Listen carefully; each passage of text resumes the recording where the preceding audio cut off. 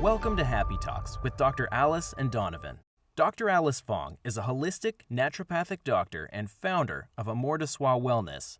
And Donovan Jensen is a software engineer and founder of HowToHappy.com. Together, they're out to cause more happiness in the world. Hi, everyone. Welcome to Happy Talks. I'm very excited to introduce our guest today. We have Tom Glaser. He is a psychologist and life coach with over 30 years of experience. He is the author of Amazon's bestseller, Full Heart Living: Conversations with the Happiest People I Know. An associate at Partners in Resilience, he is now working on a second book and video project on resilience from following trauma. Whether writing, counseling, individual or groups, hosting a radio show, or teaching, his passion for helping people live their best lives flows through. For further information, including a free workbook, visit www.fullheartliving.com. Please welcome Tom. Thanks for having me. Really good to be here. Yes, thank you so much for joining. Great. Wonderful. So let's just dive right in. And actually, before we get started, I just kind of want to understand, like, how did you decide to get into this field for yourself? Into psychology? Yeah, and psychology. Yeah. Mm-hmm. You know, way back now, I'll never forget, like, being in high school and having deep conversations with people, my friends and my sister in particular, my sister nearest in age to me, Anne, and that just feeling so satisfying. There was something about that, you know, just really being deep and real with each other that kind of made me feel alive. And then Mr. Ryan, my high school psychology teacher, was so inspirational. To me, human behavior is absolutely fascinating, endlessly. Everybody has a story, right? So pretty much a no-brainer for me. It's just passion. Absolutely. Yeah, I love it. Actually, Donovan and I both got our bachelor's degree in psychology. So really? we're huge fans. I mean, we ended up in different professions, but we love psychology, and that's one of the basis of our show and talking about, you know, love conversations of depth and understanding the human mind. Yes. And no matter what modality, as healers, it ultimately comes back to that connection, doesn't it? Absolutely. Right? Yes. People don't heal if they don't feel connected. Absolutely. They don't. I agree. Yes. Yeah. So your new product, Full Heart Living Conversation Sparks, kind of from your public speaking on your first book. I'm just curious to learn a little more about it. Please. Yeah, you got it. Well, it comes back to what we were just saying, that connections. It's all about connecting. So I wrote my first book. I'll show you. Visual aid here. This is my book, Full Heart Living: Conversations with the Happiest People I Know, my labor of love. And so, yeah, I was going out doing public speaking gigs, hoping to inspire people to connect more deeply, because as I would tell people, what I learned in that whole project, which started as a video project, actually.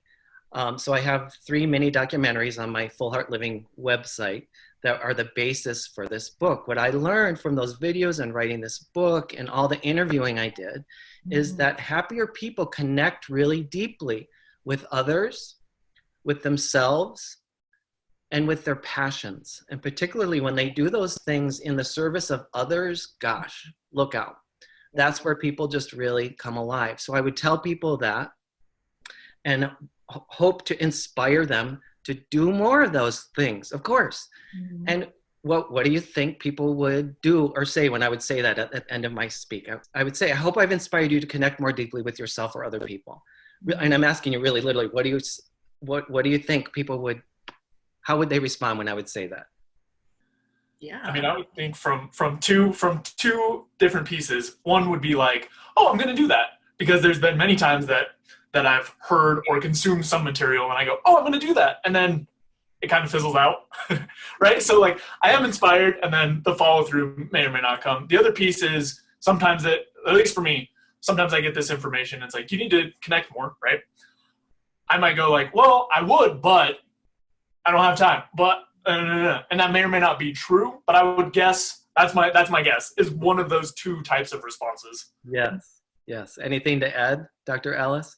Yeah, I kind of like resonate with what Donovan said, because I love authentic, deep conversations. I'm a huge fan, and I actually attempted to multiple times start like a virtual authentic healing circle, and it would start out pretty well, and I would try to do it like every week or every other week, and then eventually people just are too busy. They love the idea, but then they're too busy. There's like bigger priorities than connecting. And that was sad. So I've lost a little motivation because no one's showing up. And then I absolutely agree. Connection is so vital to our happiness of well-being. Yes. But I don't think everyone's picking that a priority. So I'm not quite sure what it would take to motivate people to remember that's important. Exactly. Essential. It's really essential. It's food and water. We cannot survive without feeling connected to other people. Absolutely. Mm-hmm. So in my experience, I would go out and I would do about an hour-long talk with people and end on that note. I hope I've inspired you to connect more deeply with other people. People would look at me like a deer in the headlights. Mm. They didn't know what to do. So I realized I wasn't helping them with that next step. I was telling them about it. I was explaining it. I was describing it. I know they were feeling it. You know, there were moments of connection even in the room with me and the audience, but I wasn't giving them enough of a personal experience for them to be able to take it beyond. Mm-hmm. So yeah, like you were saying, Donovan, they might want to, but they didn't know how to do it. Even if they really wanted to, they didn't like have just the really basic building blocks. Mm-hmm. So really quickly, I realized I need to give people an experience, an immediate experience. So I changed the way I did my talks from lecture style to experiential. So still like 50% would be experiential. I talk about my book, how it came about, what I learned. But the other half is taking them through this experience in which I give them a conversation prompt and ask them to listen deeply and to the speaker, and then give feedback in a particular way. And so then I developed this product. So another show and tell. This is Full Heart Living Conversation Sparks. It's like a double card deck. And the one side is all these colorful little smiley faces. Everyone's different. Mm-hmm. And then there's a different question based on the themes in my book. So the prompts themselves are based on the 20 chapters of my book. So things like being grateful, being true to yourself, working toward goals, as well as those top themes that I was talking about. Connecting deeply with oneself. So knowing who I am, honoring myself, being mindful, being in the present moment, connecting with other people, really having good relationships with others, having a tribe, having a support system, having a support group, connecting with passions, doing things that we're just passionate about, that we get into that flow where we lose all sense of time. And again, when you can do those things in the service of others, boy, that really brings it all together. So those are the top learnings. And the conversation sparks provide, as I said, an immediate experience. So what we thought we would do is actually do that right now. So let's do one of them together. So we'll all have an experience, and those watching and listening also, as we go through this, I invite you, listener, viewer, to notice what's this like to experience this, even if it's virtually or from afar. How connected to us do you feel as we go through this? How connected to yourself? And I'm asking that of the three of us too, as we go through this. So I'm gonna give Dr. Alice a conversation spark in just a moment, and you and me, Donovan, we're gonna listen in a particular way. We're gonna listen for two things and then provide feedback based on what we hear. So we're gonna listen for theme and values. So what's a theme? A theme, of course, is like, what is it really about? If we had to distill down what we hear from Dr. Alice, what's she really saying? If we could summarize it in a sentence or two, that's great. In a phrase, that's even better. Or word or two, extra credit for really distilling down. Same thing for value. So based on what we're hearing, what's important to Dr. Alice? What's really meaningful to her? All right, so you're clear on what we're doing, Donovan? Yep, theme and values. I'm keeping it terse. I'm getting the extra credit. I'll get two guys actively listening to me. As a woman, this is like every woman's dream to be heard. And every person's dream. Yeah, no, that's true. I totally hear you. There's absolute truth in what I'm hearing there. And again, being listened, being heard is an essential human need, and there isn't enough of it in our world. I'm convinced that creates a ton of strife and a ton of the problems. Yes, I agree, definitely. Great. So Dr. Alice, yes. You ready for your part? I am, yes. Okay. I'm just gonna, you don't know what this question is. I don't even know what the question is. So. We have not practiced this. Mm-hmm. This is truly spontaneous. So you're being very brave. Let's just honor you and thank you. Thank you. Thank you. So would you talk for a couple minutes, Dr. Ellis, and we're just going to listen. We're not going to interrupt. Donovan and I, we might say a little or we'll give you some nonverbals maybe, but we're really just going to deeply listen. And if you would talk about a time you felt the most alive and why. Yes, I have a story. Yeah, please. So, a few years ago, I actually had ended a really long-term relationship of almost 4 years. And I was in a way kind of trying to rediscover myself in who I am. And so I did a across Europe trip, and part of that included being in Italy. And I was in Italy by myself in Venice, actually, City of Love, where what do you do when you're in Venice is ride a gondola. And what are gondolas for? Couples. And I had to face this decision whether or not I wanted to do it as a single person. And I was like, F it, I'm gonna go do it. So I looked up, I Googled some options, and I found some group tours to make it more affordable, where it would be like 5 or 6 people per gondola or boat. And so I show up for the 11 a.m. tour, and they start loading up the boats each time. And then there's this family of 5 there. And then the tour guide calls out to this giant crowd of 40 people or so. Are there any parties of one? Any single passengers to join this family?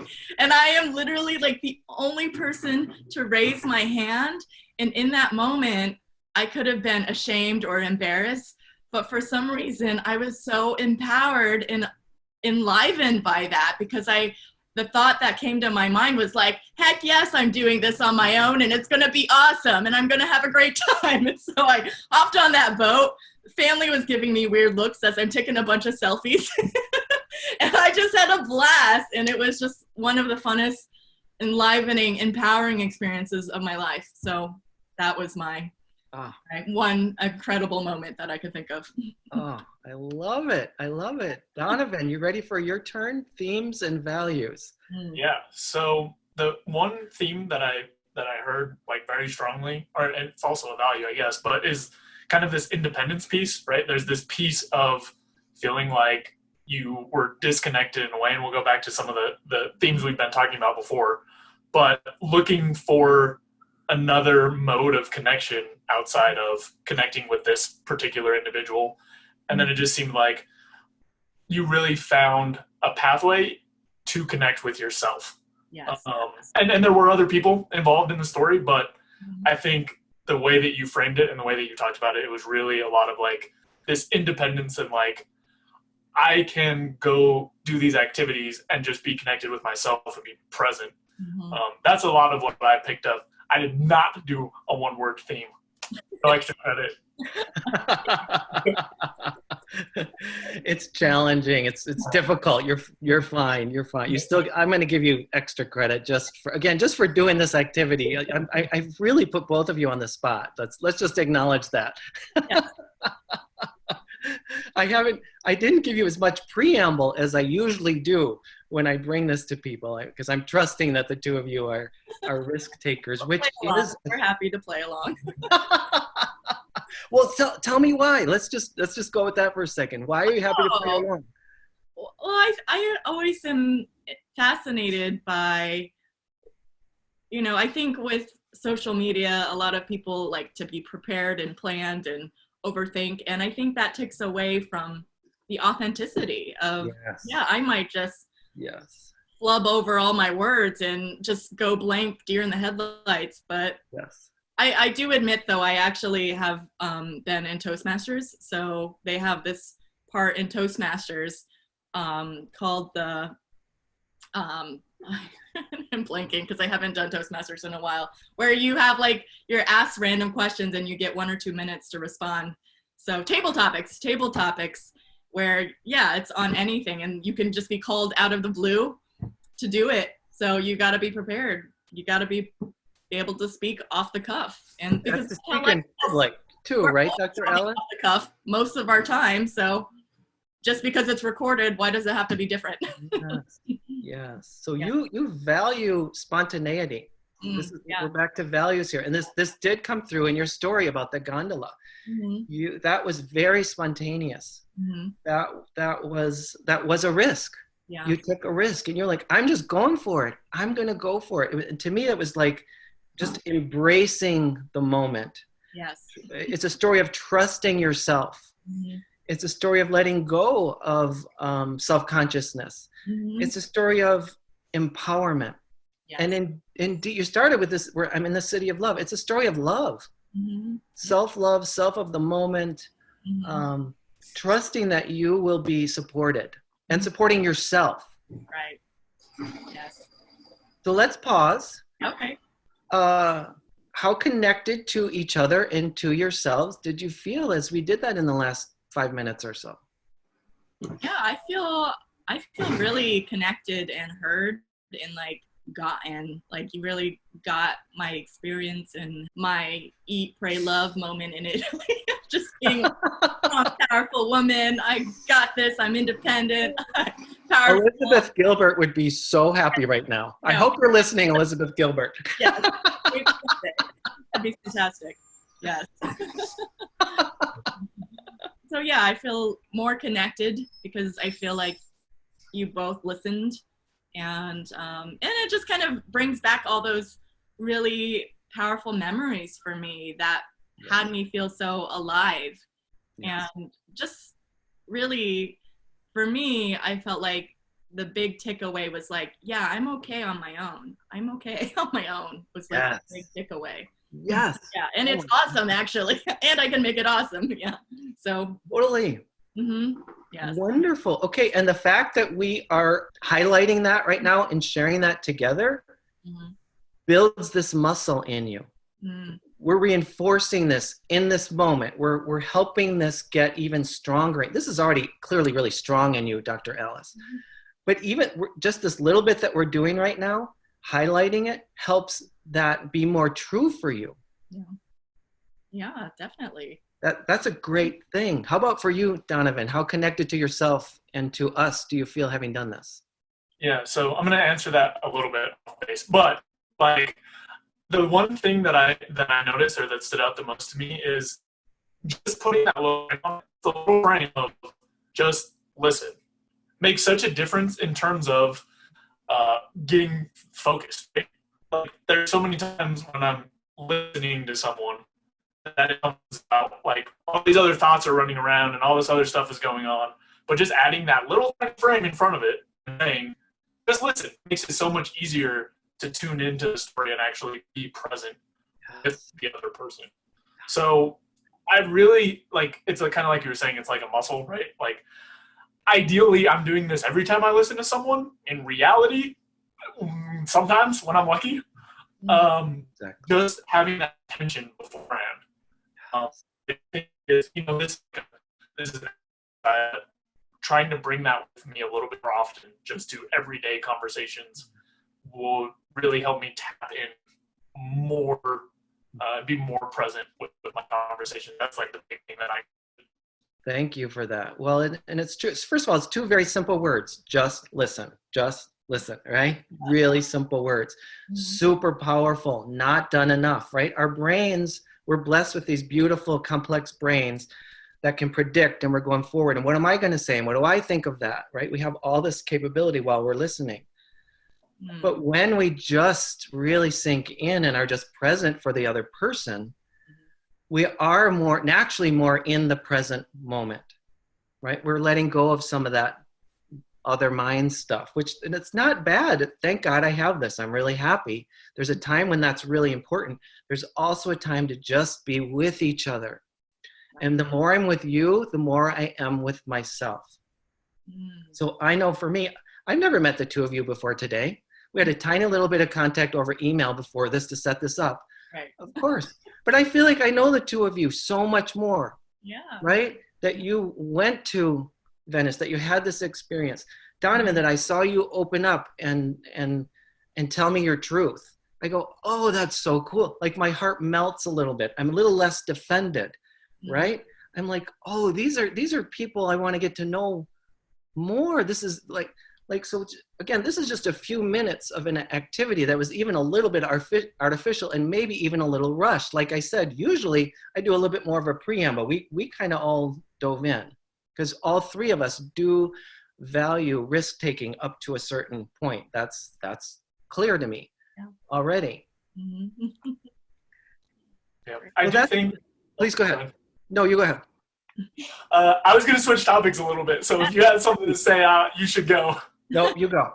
No, let's go. I was just going to say that one of the reasons I got into this space, and one of the things that I really appreciate, is that you kind of found out through creating your content that there was a missing piece in terms of practical exercises to do immediately.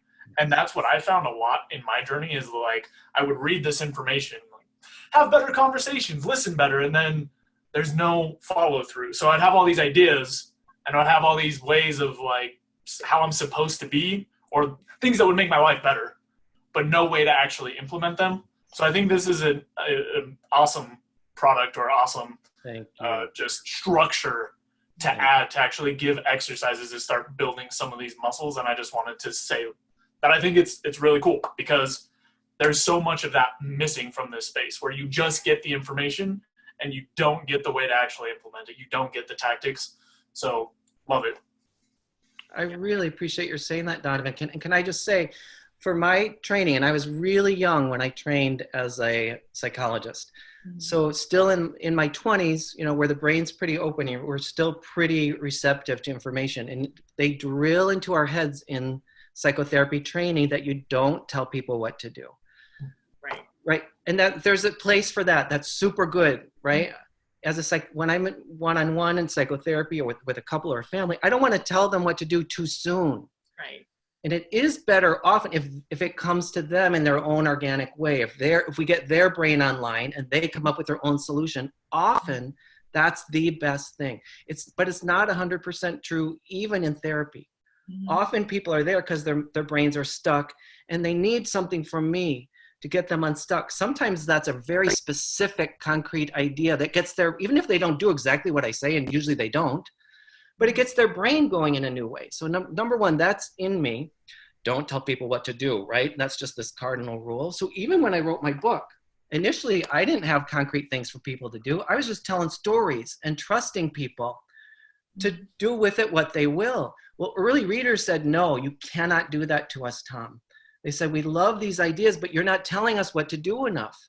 So I very quickly changed it. So most of the chapters end with these workbook sections. This was the hardest piece for me to do, because again, this is against the grain. So isn't this great that I'm flexible, even at my advanced age? I've come up with something really concrete. I'm telling people what to do, step by step. Right. Perfect. I think it's fantastic. Thank you. And it makes a lot of sense to me. Like, you don't necessarily, the way that I frame it, and people might be getting sick of this because I brought it up more than once, but the way that I frame it is like there's strategy and there's tactics, right? There's this broader overall, like for your book, it seems like connection, right? That's the piece that you want. And then you can share individual tactics. You can share like, try this, try this, try this, try this. And it's not the same as saying like, this is the only way to get connection. You have to do it this way. This is the one, right? But just by adding in those tactics and showing like, here's one way, here's another way, here's another way, people can kind of choose their own path, or like you were saying, get enough familiarity with some of the tactics to tweak it into something their own. And I think that's like the really important piece for getting people to actually experience the change, actually feel the things instead of just reading them. Definitely. And I'll say too, we are in the age of a pandemic here. Right now, this is the only way many of us are connecting is through these video teleconferences. It's like we need this stuff more than ever. We need to find meaningful ways to maintain that the humanity, to be with each other.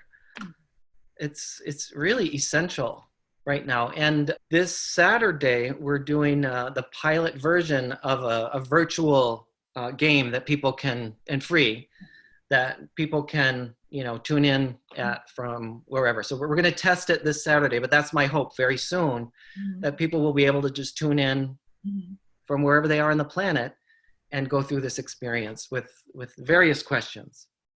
Oh, awesome. So this sounds like it's about to get launched. It's kind of like in the pilot portion of things. Exactly. Yeah. We've done it live, but again, I think we have to tweak it a little bit. I want to test it using this medium. Yeah. Cool. Yeah. I'm excited about it. Yeah. I think it worked well. Like, I'm sure the physical presence of another person adds an element to it, but we did it over video conference, just these questions. Right. I felt more connected than usual. So I think that's like a really great idea. You mentioned kind of the situation that everyone is in, staying at home, stuck, trying to feel connection. I know you also did a project on resilience through trauma, and I would be curious, some people may or may not identify this as traumatic, but I'd be curious what lessons or ideas you see that connect from that project to the current situation and how people can feel or develop a sense of resilience during these times. Absolutely. Absolutely. Thanks. So first of all, I would characterize what we're going through as a trauma. Now, you've probably heard this before. We talk about traumas as sometimes there's a capital T, sometimes there's a little t. So some people might consider what we're going through more like a little t. Maybe it isn't. Well, it is huge. I mean, this is where I get tripped up myself. Right. I do consider this a collective trauma that we're experiencing right now. It's very sudden. It's dramatically changed our behaviors. There's a lot of shock. You see people, struggling, and there's a lot of unknowns. So many of those are hallmarks of traumatic experiences. I feel like there's people who resist labeling it as that for a lot of reasons. One might be denial, which is one of the reasons I was drawn to doing more work myself about trauma is to inform people, because we're all affected by trauma. Most of us are trauma survivors of some kind. What I've come to believe is that trauma is just part of the human experience, and it's just on a continuum. So not everybody is in warfare, for instance. Right. But everybody does know, particularly, again, right now, we're doing it right now. We're living in a time where there's been a sudden, massive change in the way we all live our daily lives. Whew, right? Even saying that out loud, I kind of go, oh my gosh, right? I feel it in my own body right now. So how do we translate those lessons back to your question, Donovan? First of all, that's it. Like just my noticing, in my body, as I talk about this right now, in my own body, just talking about this current experience we're going through, I'm noticing I get a little tense. My heart rate's going up a little bit. I'm feeling a little bit anxious, not overwhelming at all. but it's there. So just waking up, just noticing what's happening in my own body right now gives me a chance to take a breath, acknowledge it. And I'm not denying that this is true. I'm acknowledging it. Wow, I'm noticing and there's a response in my body right now. I'm having a physical, emotional experience right now. It's happening. Okay, breathe into that. That gives me more choice. Just pausing, taking a breath. Other ways that we can incorporate and use the power of resilience. Resilience starts with the body. We used to say so first of all, there's three main pathways that we say. There's the body, there's the mind, and there's the heart. We used to say start with whichever of those three you feel the most drawn to, or whichever you need the most work on. Then we realized that's not the best way. Start with the body. So isn't that interesting that I started with the body when I started talking in my own personal body? This is what's happening right now. Yeah. So taking care of our bodies, wearing face masks, maybe taking some extra supplements, being really careful with our nutrition these days, moving our bodies, getting outside, getting extra rest. So many people are experiencing tremendous fatigue because of the emotional overwhelm, because of this new medium. We're so much on this platform versus in person. Our whole systems are adjusting to this new way of being. Our body needs our attention right now. So start with the body, attending to rest, nutrition, and movement. So then moving on to the mind. So just noticing what's going on in my mind. Am I looping? Am I making stories that aren't true? Am I forecasting something that maybe isn't going to happen? Am I remembering something in the past that actually isn't what's happening right now? It's not that either of those are bad. There's a time to remember what went before and learn from it. There's a time to plan for the future. Totally, of course. Often in our Western minds, we do way too much of that, way too much in an unhelpful way. Remembering what happened before and just sort of staying stuck in it, or being really scared about what might be coming. So coming back to the present moment, using mindfulness practices, which I'm sure the two of you utilize and have explored on this podcast before. And then the heart. So this gets back to the connection piece that we were talking about, finding ways to remain deeply connected to each other, deeply connected to ourselves, deeply connected to meaning.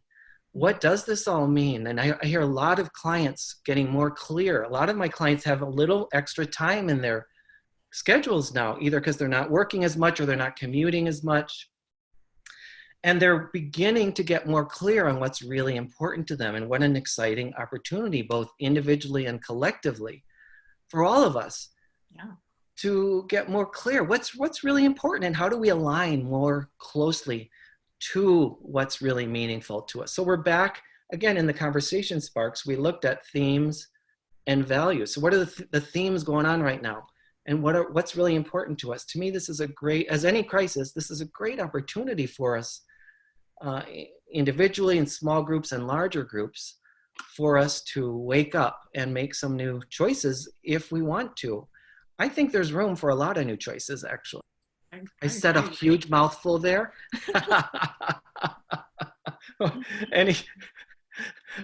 Sorry if I stunned you, or how are you reacting? I mean, I thought it was nice. There's a lot of meat, right, built into what you said. A lot of different things that people can kind of pull apart and start thinking about. And like you were saying, I think it is a time of some extra stress and some changes. Like just the change itself is going to cause some amount of stress. But I also think, at least for me, like the amount of shakeup that's been forced has given me kind of forced time to think about restructuring some things, think about what is going to be different moving forward, what pieces am I actually glad are not a part anymore, and what pieces do I really want back, and how to just reconfigure things. Yeah. Nice.